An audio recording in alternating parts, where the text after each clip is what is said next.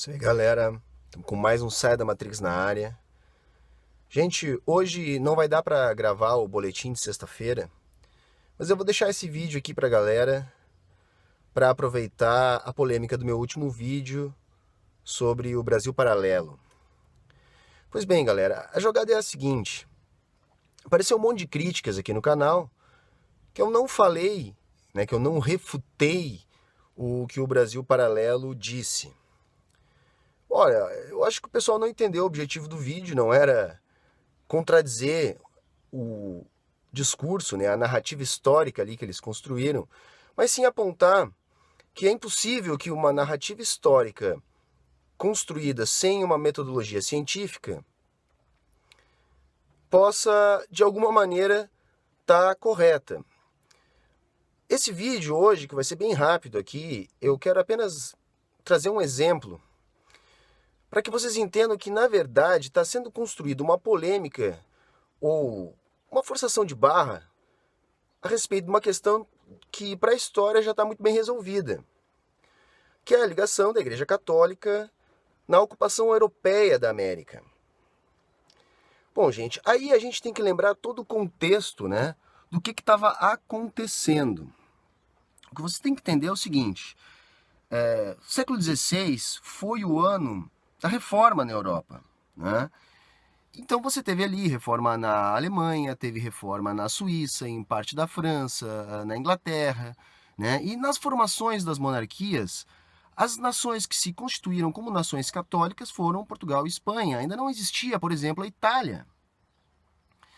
E naquele momento ali de ganhar mercados, de ascensão do mercantilismo, da acumulação primitiva de capitais,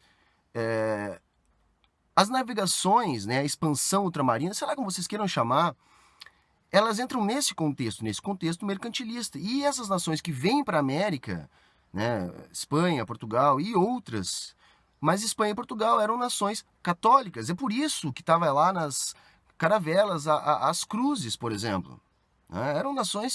Eram expedições, oficialmente expedições católicas. Vai haver alguma influência? Claro que vai. Por exemplo, as missões jesuíticas. A gente tem que pensar que por que a igreja estava aqui?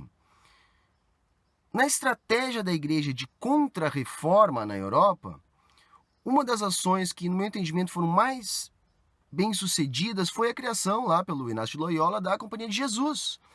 Então eles vêm para cá para quê? Para fundar reduções que ficaram conhecidas como as missões jesuíticas, para catequizar os índios, Então é lógico que vai haver uma influência. O Brasil se forma, enquanto colônia, depois como um império, como uma nação católica. E aí a gente tem que entender algumas situações, Por exemplo, a questão do negro. Ora, inicialmente, os índios foram escravizados, mas havia um problema, vários problemas, mas eu vou dizer o mais significativo deles, que é a questão que os índios fugiam. Era muito difícil manter os índios no projeto colonial de monocultura implementado aqui pelos portugueses. O índio fugia, conhecia muito bem a mata e sabia sobreviver na mata, então ele não se perdia. Trazer o africano resolvia esse problema. O africano teria a mesma dificuldade, ou até mais, que o colonizador de fugir. E mesmo assim fugia, por isso que tínhamos os quilombos, mas era algo um pouco mais fácil de se controlar por parte do colonizador. E aí os índios viraram possíveis novos católicos, Tanto é que a condição para que o índio vivesse na redução era se converter, Onde havia também um trabalho, mas era um trabalho, a princípio, revertido para os índios, e não um trabalho apenas de exploração escravista, como no caso das lavouras de cana ou da mineração. A gente tem que entender por que não foram catequizados, então, os africanos. Bom, a África já tinha contato com a religião católica. Havia uma expansão árabe na África, onde já se conhecia tanto o cristianismo quanto o islamismo. A questão dos índios serem de uma religião onde eles conseguiram fazer uma aproximação com a religião católica, coisa que eles não conseguiam fazer com os africanos, As religiões africanas tinham uma matriz politeísta diferente, enquanto que os índios tinham uma religião que acreditava que além do mar havia uma espécie de paraíso e que o Deus Criador enviaria o seu representante ou algo do gênero para conduzir os índios até lá. Enfim, era muito mais fácil para a estratégia da Igreja Católica de conseguir atrair os índios, ainda mais que eles também ofereciam a esses índios uma suposta proteção em relação à escravidão, do que os negros africanos, que também solucionavam o problema dos colonizadores. E como era uma proposta, vamos dizer assim, cristã, católica, eles tinham que achar uma justificativa para a escravidão, já que a escravidão seria um pecado.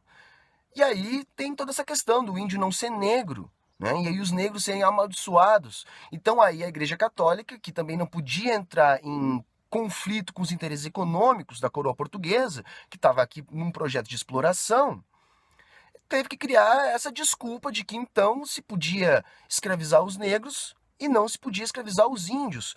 Quanto que, na verdade, o fundo de tudo isso é um fundo econômico e pragmático, em questão de quem escravizar. Então, era só uma colocação que eu queria fazer. Vou continuar produzindo a série de boletins na sexta-feira. Sexta-feira que vem vai ter mais vídeo. Mas hoje era isso, moçada. Tá aqui esse vídeo mais do que improvisado, praticamente sem edição para vocês, só para movimentar o canal. E seguimos junto, ajude a divulgar o canal, deixe lá o seu joinha, indique para seus amigos. Falou, valeu e até a próxima, moçada!